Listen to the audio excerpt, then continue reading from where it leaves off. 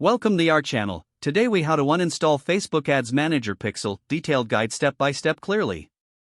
To begin, log into your Facebook account. Navigate to the Facebook Events Manager. Once there, locate the Data Source section.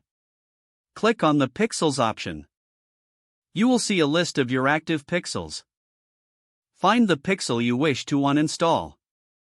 Click on the pixel name to view its settings. In the Pixel Settings, look for the Settings tab.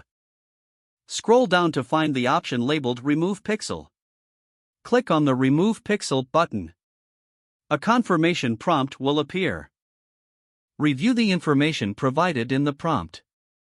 If you are sure about the removal, confirm your choice. Your pixel will then be uninstalled from Facebook Ads Manager. It's important to note that this action cannot be undone. Make sure to check any linked ad accounts to update settings accordingly. After removal, verify that the pixel is no longer listed in your data sources.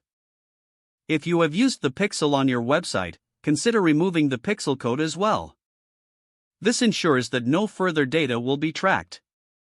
You have successfully uninstalled your Facebook Ads Manager pixel.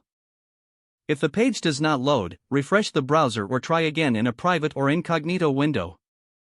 Make sure you are using the correct email address, then retype it carefully to avoid small typos. If your password is not accepted, use the reset option and create a new strong password you can remember. Check your spam folder for verification or security emails, then complete any requested confirmation steps. Enable two-factor authentication if available to improve account security and reduce unauthorized access risk. After signing in, review your profile details so your contact information and settings are accurate and current. If you see an error message, note it down and try again after restarting your device and internet connection. Log out when you finish, especially on shared devices, to keep your account and payment information secure. If the page does not load, refresh the browser or try again in a private or incognito window. Don't forget to like this video and subscribe to our channel for more step-by-step tech guides.